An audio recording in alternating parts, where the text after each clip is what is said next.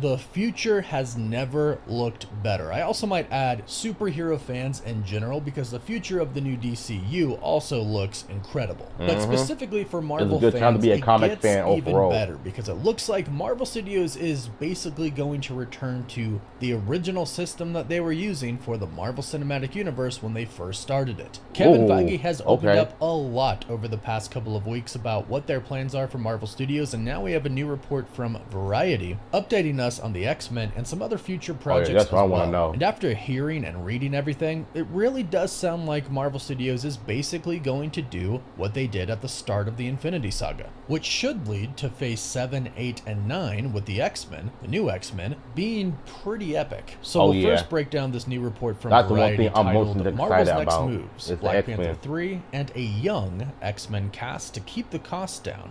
Blade and Deadpool 4 are lower priorities. And I do have some thoughts on that Deadpool 4 being a lower priority, but we'll get to that. Now, this article is written by the same person who wrote that Marvel in Crisis article that came out not too long ago, and it seems like this is another hit piece. It's basically saying superhero films, and perhaps films in general, won't be what they were before COVID. Superhero movies aren't grossing $1 billion anymore, and basically this is going to lead to the studios not putting so much money into, one, the actors that they hire, and two, just the overall budget of what it takes to make a film. Which brings us to what they say about the X-Men. They state that reality has changed the calculus at Marvel, led by Kevin Feige, when it comes to making a movie like X-Men.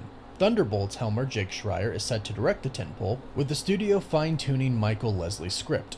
Casting for the X-Men will begin soon, and the field is wide open, but Marvel has indicated to reps that it is looking for younger talent rather than A-listers to keep the cost down. And I actually think that this is a pretty dang... Heck yes, and sign me up. I would rather have a brand new set of cast than to bring back A-listers from the past films. Because once you bring them to the MCU, like they're doing with Avengers Doomsday and Secret Wars with comic accurate costumes, you can bring in a new universe with an original take on the young X-Men with the younger cast. And I pray to God that if somebody could just cast the comic accurate Wolverine, I have a gut feeling that they're gonna probably be somewhere like around 5'3", 9 or 8. That is pretty much muscular, that has the body of a Wolverine type. Bro, you got yourself a comic accurate Wolverine done right. Like, I would pay money to see my Wolverine looks to par. And shout out to Hugh Jackman from bringing the iconic character to life throughout the years of playing Wolverine in the X-Men and reprising his role as the Wolverine, the comic accurate Wolverine in Deadpool and Wolverine. That was enough for me. But if we're talking about Wolverine, if somebody who can just cast the right actor to play him, that has a deep voice with a menacing apprentice look, then bro, I'm all for it. About the cost of Marvel's projects, although it definitely is good for that. But I like it because this is what Marvel did before. They never relied on A-listers. When we met everybody in the MCU, they weren't as famous as they were at the end. And the Marvel franchise definitely made them the superstars that they were. In most cases, that is. And with the newer movies that have come out in Phase 4, 5, and 6 even, with one movie, The Fantastic Four, I've seen a lot of people state that they actually missed the time where Marvel actually didn't hire the A-listers, and they hired perhaps B-listers or even C-listers who do have the talent to perform the roles that Marvel would hire them for and then build their career from there. I think that's what a lot of people really liked about watching Robert Downey Jr. and Chris Evans and the others. Sure, they were popular before, but they weren't those big superstars before Marvel. And man, once Robert Downey Jr. was cast as Iron Man, that nigga was paid billions of dollars. Like, he was one of the richest niggas in the MCU. By the time he stepped foot as Tony Stark, you knew it was a wrap from there. He brought Iron Man to life, that he was the most requested from the Make-A-Wish Foundation. Why everybody loved Iron Man so much. Why every kid wanted to be Tony Stark so bad because of Robert Downey Jr. He made Iron Man so iconic, even making guest appearances in Spider-Man movies and making his final appearance in Adventures Doomsday. And he had a reference with Spider-Man Far From Home, No Way Home, Deadpool and Wolverine. So, and now he's back as Doctor Doom. And now you're going to have two new actors that are playing Iron Man and Captain America in Avengers Secret Wars and Doomsday, which would make a lot of sense. And, bro, Robert Downey, listen, Robert is still considered one of the richest men in Hollywood. Can't nobody do what he does. He was the most paid actor out of all the Avengers.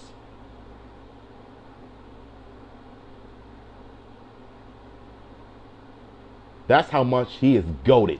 Actors who aren't super famous already for these lead roles is a good idea for Marvel, because if you take the instance of Pedro Pascal, for example, a lot of people have basically been stating that they just see Pedro Pascal. They don't see... It's funny because when I heard that he was cast as Reed Richards, I don't see him like that at all. They made this nigga so weak in the Fantastic Four movie that I couldn't even finish watching it. Like, why would you make the most alpha masculine character have his whole masculinity taken away? All because he had no plans, because he first discovered Galactus and the Silver Surfer. And the fact that they wanted their baby and he acted like he can't even come up with a plan. That's how weak he was. I'm like, what are you doing? But Pascal, he's one of the weirdest actors in the industry. Like, there's multiple videos of him being talked about all over YouTube of how weird this... He's weird. He's a weirdo. Like, being inappropriate with the co-stars, touching male co-stars, being very flirtatious with a married woman who was playing Sue Storm.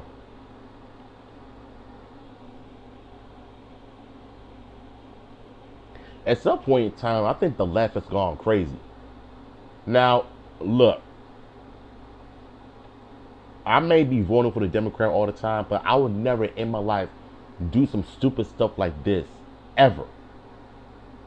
Some of the stuff that this man is doing, now I'm starting to have second questions as to why would they cast someone who was a known creep in the first place. Maybe it's because they saw something in him, because he has the look and feel of Reed Richards, which in my opinion he doesn't.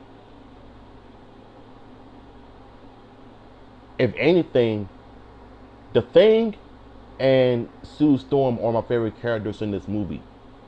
I don't know about the Human Torch and everything, but The Thing was my favorite character because they did him right. I just don't know about him. I don't. Him because he's everywhere. But if we bring on new actors in the MCU to play the X-Men, and of course Marvel Studios president Kevin Feige did say that they are eventually going to recast Iron Man and Captain America and others, then these new actors can really become these characters, and we'll see those characters on screen. So rather than just seeing Pedro Pascal as himself, or any other actor that is very well known just as themselves, we'll be able to see the actual characters, not the actors, but the characters that the actors are becoming. And another great example I can think of, this just me personally, when I see The Rock in anything, he is just The Rock to me. And don't get me wrong, I like The Rock a lot, but in any movie he's in, I just see Dwayne Johnson. And this article actually even says that Pedro Pascal, even now, isn't really at that super huge superstar mark of fame, although you definitely could argue that. But they state, while Matt Shakman's Fantastic Four features a bona fide TV star in Pedro Pascal, who has made his mark on the small screen in everything from The Mandalorian to The Last of Us, he hasn't yet scaled the same big screen heights as the Endgame ensemble, and that helped. Well, I'm trying to figure out is why didn't they keep the same guy who played Mr. Fantastic and Doctor Strange? Why didn't they keep him instead of casting Petro Pascal? Why didn't they keep the same actor who played Richard Reed in Doctor Doom? He would have been the perfect Richard Reed in the official debut of the Fantastic Four. Why is that? I don't know. Disney hasn't given a precise figure on the film's budget, only pegging it at somewhere north of $200 million. They do say, in reference to Avengers Doomsday, that Pedro Pascal's Reed Richards is not going to be the main centerpiece, but he does have an integral role, which obviously we assumed, but the main characters are going to be Robert Downey Jr.'s Doctor Doom, Chris Hemsworth's Thor, Captain America, and of course a handful of others, with Pedro's Mr. Fantastic they know who they being one are. of them. Marvel also has told us that they are going back to basically making only one live-action TV show per year, maybe two in some cases. There will be some animated ones, but they're really focusing on movies. And the big change from the Infinity Saga. And the same can be said about Power Rangers when we had 7 years of developing the reboot movie. So many chances, so many opportunities. And all of that got left out the window because of Jonathan Entwistle's weird perception of the Power Rangers that is night-based, which is not good. You know? And now it's going to be on Disney Plus with the producers of Percy Jackson and the Olympians, the right people who made a great show. Stuff like that is what's going to make Power Rangers good again. 7 years of development into a movie which preferred to be better as a TV show, as it's always been 30 plus years. What's the point of making it a movie when you could have at least stayed as a TV show in which Power Rangers is about to go back to being, and it makes sense. The same way the MCU are just focusing on movies. When the time is right for them to actually make TV shows, it would have to be a sequel. Though, if they could just somehow cast, if they could just make a Gambit TV show featuring Channing Tatum, if not him, then somebody else could play the role and bring that character to life.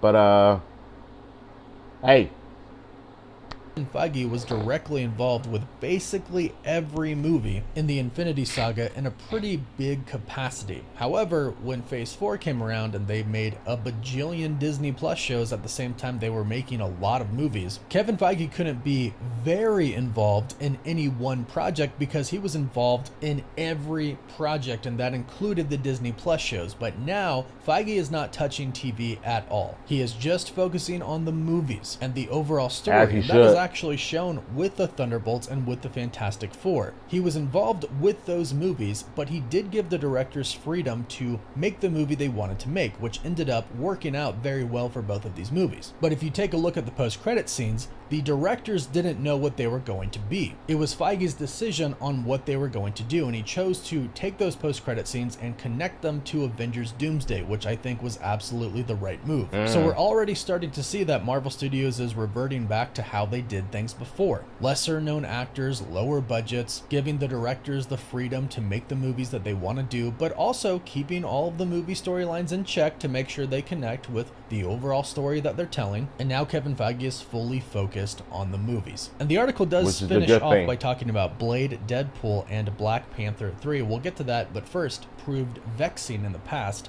back from the grave. Fans have embraced the effort, giving the film an A- cinema score, and they state there won't be much to analyze for the next year. The next Marvel movie to hit theaters is Spider-Man Brand New Day on July 31st, followed by Doomsday in December and Avengers Secret Wars in December 2027. Amid an industry-wide pullback on superheroes, the Marvel Brain Trust is feeling no sense of urgency on the long guest-stating Blade reboot, or even a new Deadpool outing, sources say. However, ideas are percolating on a Ryan Coogler-helmed Black Panther 3, creating excitement internally. finally. So it I looks hope like so. Ryan Coogler has been telling Marvel Studios what his plans are, and that's creating a lot of excitement over at Marvel Studios. They also do I hope mention in so. this article that Marvel is holding July 23rd, 2027 on the release calendar for an unnamed film, but sources say to Variety it won't be X-Men. So that very well could be the release date for Black Panther 3.